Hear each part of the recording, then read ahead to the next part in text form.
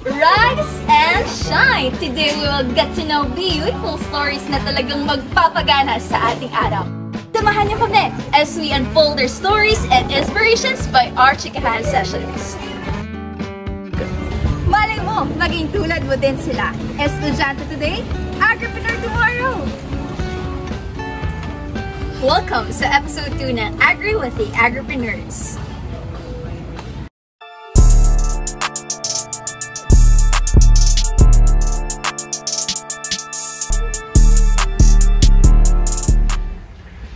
Okay, hi! Welcome sa episode 2 ng Agri with the Agripreneurs. Hi! Hi! Hello! Hi, King and Ayana. Okay, so ayoko nang patagalin pa. Let's dive in with the questions. Starting with number 1. I'm just curious, sa dami ng business, why pursue on fermented products? What are your inspirations? Yung inspiration behind the business is kasi kami sa family, mahilig kaming kumain, tapos mahilig din kaming magluto. So, pag kumakain kami, lagi kaming merong side dish. So, either fermented or pickled na gulay, ganun. Kasi nga, masarap siya, tapos may health benefits, ganun. So, ang naisip ko, why not start with a business na familiar na ako and I personally like. So, yun. Iyan, nagtagasan ka ba? Taga Marikina. Sa Marikina kasi, di ba, mahilig talaga sa side dish. Kasi I'm American yun. Yes. So, sa Marikina, madami talaga. Patok, atsara, parang madami akong makikita. Okay. Curious ako, bakit Gana? Actually, nung una ko siyang narinig, Pampagana is more an appetizer. But I'm sure, meron pang mas story about that. So, can you dive us to bakit Gana? And bakit, ano yung kaiba ng kimchi nyo at sara at burong isda that it stand out in the market? So, tama naman yung sinabi mo na yung Gana is yung Pampagana. Ganun, yun talaga yung idea namin. Wala naman siyang, parang very, yung parang malalim na, backstory. Parang Gana, sige, pag ginagamit mo yung Gana na word with, ginaganahan ako, ganun kumain. Ganun. Pag may masarap or may gusto kang gawin, gaganahan ka. Kasi nga, ang goal namin with Gana is to delight and ganahan yung customers namin when they eat our products. So, bakit nag-start muna tayo sa kimchi, atsara, and burong isda? Why not yung ibang fermented products? Like, diba, tayo as a Filipino, mahilig talaga tayo sa mga fermented products. So, bakit kimchi? Bakit atsara? And bakit burong isda? Siguro yung three na yun, kasi, yung first, yung kimchi, gumagawa na talaga kami ng kimchi sa bahay.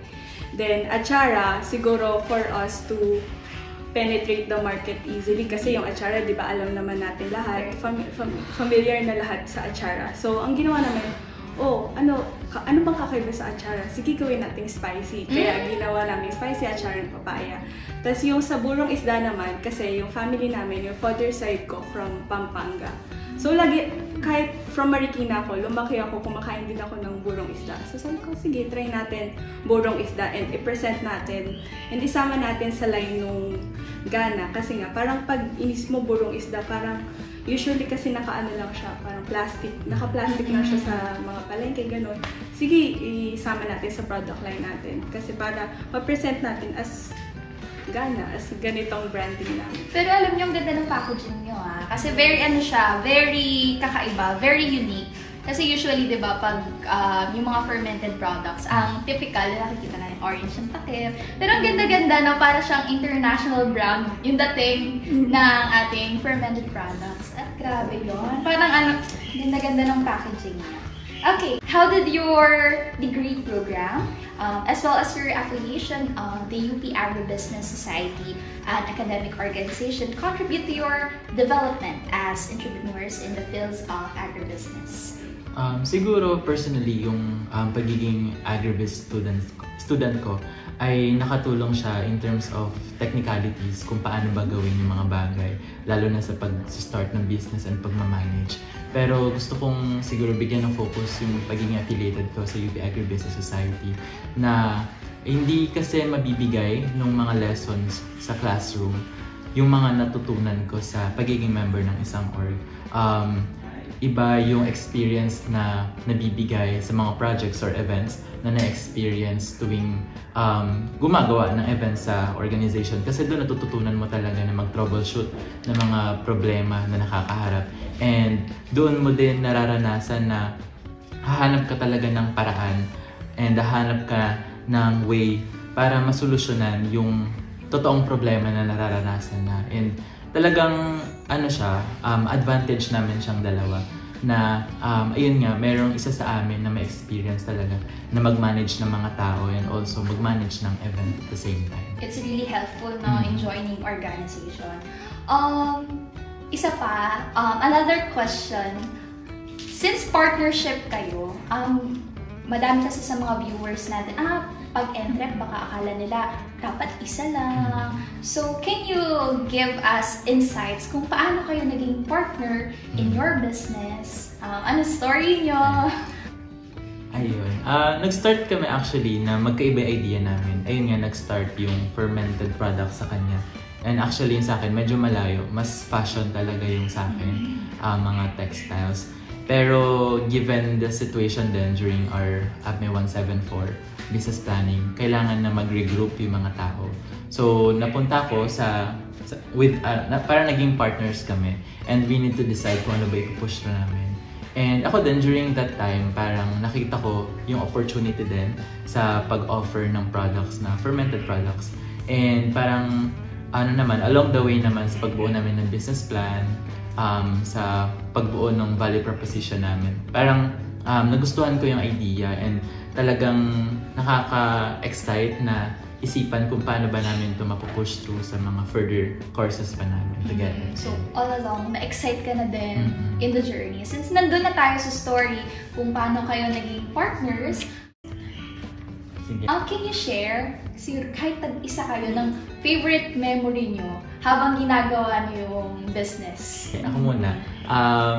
Every time kasi na kumbaga, every week, nagkakaroon kami ng nakaset na day na kung saan magkakaroon kami ng business meeting. Kasi usually, di ba kapag mag-isa ka lang na sasaluhin lahat ng problems or challenges na kinakaharap nyo sa business. Pero kami, we need to set or maglaan talaga ng time para i-troubleshoot yung mga kinaharap namin the past weeks. And dun ako talaga na-excite palagi kasi parang challenge siya sa akin na mag-go beyond kung ano yung ginawa namin last week, na ano ba yung pwede natin i-offer sa susunod na week. Kasi dito sa UPLB, ang daming products din, ang daming nagbi-business din sa LBIDs, sa mga bazaars, ganyan na sobrang unique. So, every time nagmi-meet kami, inisip namin paano ba namin malalevel up yung products namin, paano ba namin siya i-offer na may entice yung target market namin. So, ayun, nakakatuwa na marami kaming nadidiscover sa isa't isa and at the same time, nabuboost namin yung confidence ng isa't isa na mag-push through pa dito sa business namin kahit na mahirap. Ayan. So, yun yung mga best moments sa akin every business meeting namin. How about you, Ian? Ako kasi sa prod ako nakatutok. So, ang masasabi ko, hindi ko kasi forte yung marketing and So, nung nag-start kami, parang ang alam ko lang talaga is paano ako mag-produce ng product. And hindi ko alam kung paano namin gagawin o paano natin ibebenta tong products natin. But then, nung na kami sa Christmas Bazaar, doon yung nakita ko na yung power ng marketing. Kasi, ang ganda nung magawa ni King. Kasi kung ako lang yung feeling ko, may man na lang siguro yung magawa ko. So, doon ko na-value yung partnership namin ni King. And nakita ko kung gaano ka-importante gaano ka-importante na yung role mo. Para ako kasi ang role ko is prod. And nagko-complement siya sa forte ni King na marketing. Ang galing. Ang galing parang destined for each other. Ang galing. Kasi yung weakness mo, strength ni King. Alright, so can you give us one piece of advice na you wish you had received nung nagsa-start pa lang kayo for our young entrepreneurs? Ako kasi perfectionist ako. So, ang advice sana na nakuha ko is you don't have to be perfect from the start. or parang hindi mo need alam lahat. Or step 1, ito. Step 2, ito yung gagawin mo. Parang you can figure it out as you go. Lalo na sa entrep journey. Yun.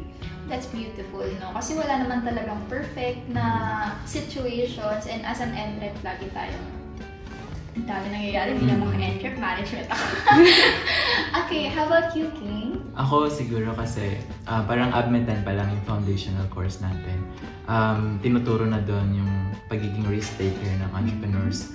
And ayun, parang na-realize ko lang na sana nalaman ko na hindi lang dapat pala take ng risk. Dapat pinoint out na din naman siya before, pero nalimutan ko siguro na every time na mag-risk tayo or magde-decide tayo on a thing, it should be calculated na alam natin yung mga consequences ng mga decisions natin. Kasi parang real life situation na to na mahirap na sabihin, ay, pwede naman balikan yan. Pero kapag na-decide ka na kasi, hindi mo na siya mababawi pa. So, kailangan talaga pinag-iisipan and win-away yung pros and cons ng mga decision na gagawin niya sa team. And doon ko din na-appreciate si Cece, si Yana. Kasi bilang perfectionist yung yung approach niya na along the way naman ay parang na-realize niya ganyan. Pero bina-value ko yun kasi doon ko mas na-realize na dapat pala very careful sa mga pagdedesisyonan nyo. And dalawa na kami nag-decide dito, hindi na lang mag-isa. Ayan. So, That was so very inspiring. Grabe, no? Parang, at first, sabi mo, you really want to pursue textile, and then, nag-merge na lang, and along the way, very na-excite naman kayo in your journey. And that was very inspiring, especially sa mga nanonood sa atin na may mga times talaga na hindi tayo sure kung anong talagang gusto natin i-pursue, pero along the way, nakikita na natin kung ano ba talagang gusto natin. Thank you so much, Gana, for sharing your nakakagana story. We wish you continued success. We wish you continued success. Don't forget me kapag major supplier na ang Gana. Ayan. At yes, di pa nagtatapos yan dahil susunod na ang Apicraft Botanicals. We will be right back. Pero alam mo, gusto ko talagang tikman tong kimchi Hindi ko bang tikman? Sige. Kasi, actually, natikman ko to nung bazaar. Oo, pero gusto ko siyang i-try.